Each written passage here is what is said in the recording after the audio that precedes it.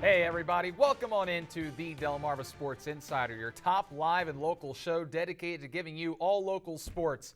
I'm Sports Director Brandon Bossert. What is up? It is yours truly, sports anchor Devin J. Martin. Welcome into the show. As always, we got a lot to talk about. Good to have you back, Devin. I know, I'm glad to be back, and it's the best time of the year to be back. We're getting right into football. I'm so excited for it. Yeah, exactly. Excited. Batteries are recharged, and you know what? A lot of football to talk about. 10 teams to break down tonight. Devin, final week, final tune-up for us before the football season gets underway next week. Wow, it's going by so fast. Again, sure one more week. I can't wait to get on the sideline to see all the touchdown passes, the touchdown catches, the tackles.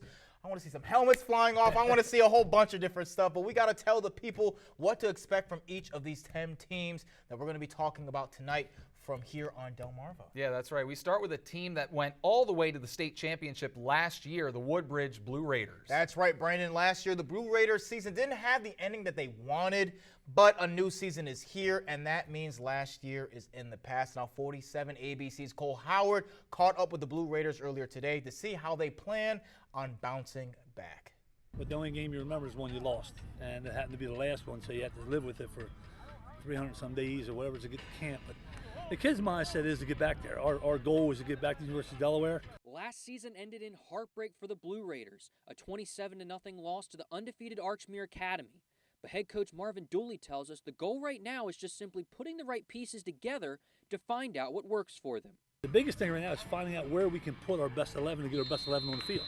That's moving some guys around. So this scrimmage in St. George's next week will determine really where we're at. Some of the stuff tonight won't be what you see opening day, but we're going to play with some things to hopefully find how we can get the best 11 offense, defense, and special teams on the field. To get back to the University of Delaware, the Blue Raiders need someone to lead them there. And Coach Dooley says after what he's seen in camp, they have the guys to do it. Flex has been fantastic, and then we have a young man, Quincy Risper, and has done a tremendous job of leadership from the summertime to now. And Ahmad Young, who is another senior. Them three guys have been above and beyond. Junior receiver Lexton Westcott tells us his guys are fired up, focused, and determined, and that the only thing that matters, you guessed it, the state championship. Everybody's focused, prepared, on fire, looking for the chip again. That's all it is. And Coach Dooley believes as long as they win during practices, they'll get the results they want on Friday nights. Biggest thing for us is to have great practices. I've always said we check the box and win every day. If we win every day, on Fridays it takes care of itself. Cole Howard, 47 ABC, WMDT Sports.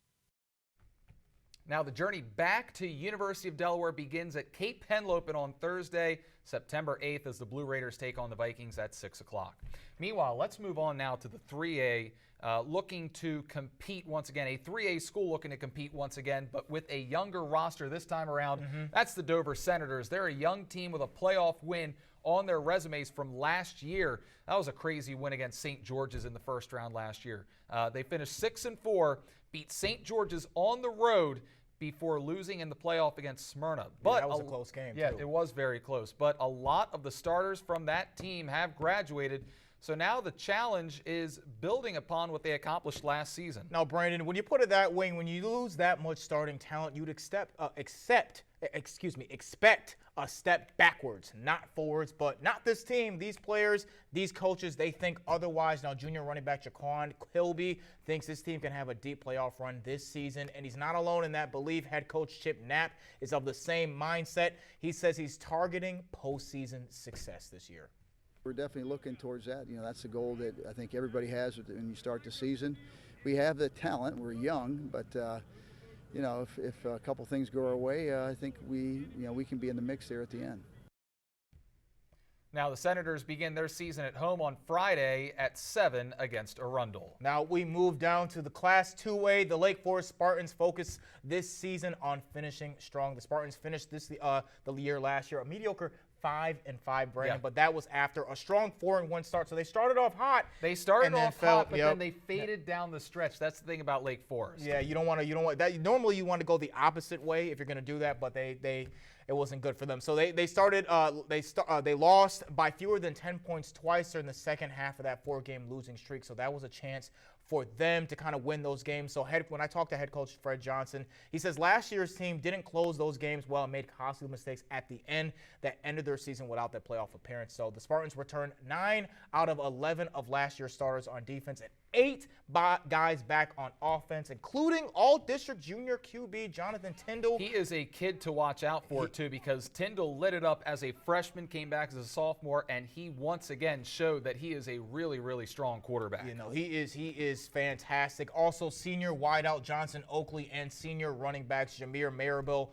Kai Rivera, and Khalif Spencer are all guys that have that experience and that are looking to build upon it this year. Now, with all that returning depth, Coach Johnson expects the team to be experienced enough to finish out games better than they did last season. Not being able to finish, not being able to close, they experienced those things together. So this year, with most of those guys returning, they'll be able to, overcome those close games, and when they have setbacks, they'll recover a lot quicker because of the experiences that they've had, over last year. Now the Spartans open up at Mount Pleasant on September 10th. Now let's move on to the 1A district and talk about the champs. The Laurel Bulldogs got a tough road ahead of them this season. After winning their first state title in 30 years, they have the tough challenge of defending their title as the Bulldogs were tearing their competition a new one last year.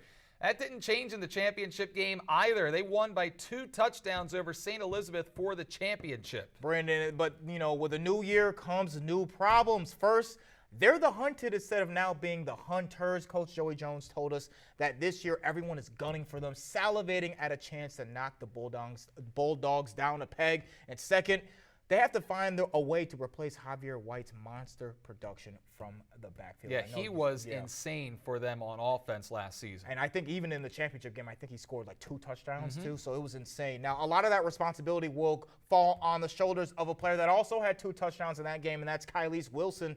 But Coach Jones says others are expected to step up as well for his team. We've got a lot of young guys that can really play. I mean, I think every team always loses meaningful seniors, and we can certainly attest to that. Not just Javier, a number of other guys as well. But we've got some young guys that have played a lot of really good football and have just been itching to get in the fold. So I'm excited to see them really perform. And so far this year, we've seen a lot from them already. So I'm excited for that too. And Laurel begins that title defense on Thursday at Sussex Tech. Kickoff is at 7 o'clock. Now, one team looking to knock Laurel off is Indian River, who was one of the final 4 left standing in last year's 1A state tournament. IR has the numbers this season to compete with roughly 70 kids on the roster. That is amazing. That's a lot of kids right there, Brandon. Yeah, for the 1A, that is definitely a lot of kids. But they'll need to find replacements at some key positions. But again, they got the talent pool and the player pool to do it, including some of the most important positions on the field, which is the offensive and defensive lines. Now, Coach Philip Townsend says that it will take some time for his guys to adjust and fill in the voids that were left in the trenches, which is why he's thankful that games with Laurel and Delmar are toward the end of the year compared to them opening up the schedule with them. Yeah, one area that will be intact is that secondary, featuring 2 all-district safeties. Here's Townsend on where his squad fits in the competitive 1A district.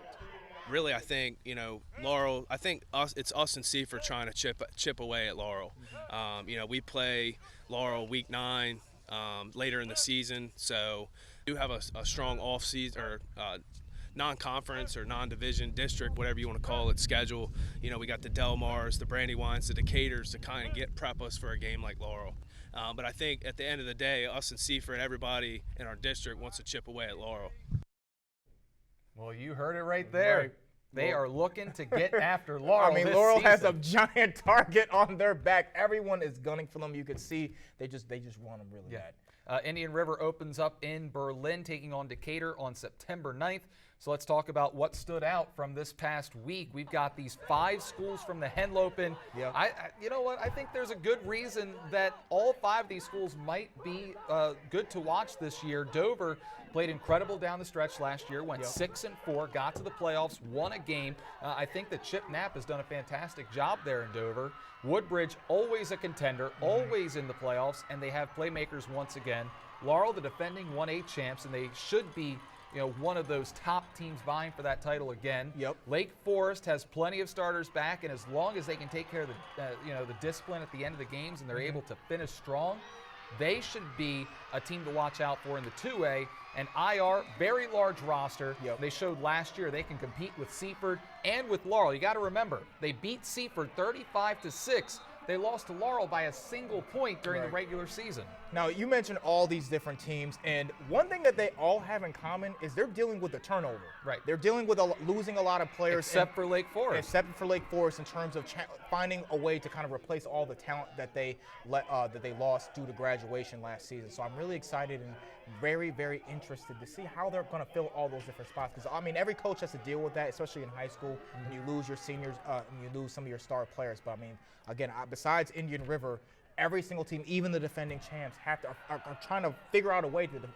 fill out that talent, the spots that were left wide open. And that's where coaching can really take into effect is when you lose a lot of players. And everyone's dealing with turnover at this time of the year. Everyone's dealing with some new kids coming into the roster, looking for starters to step up in camp.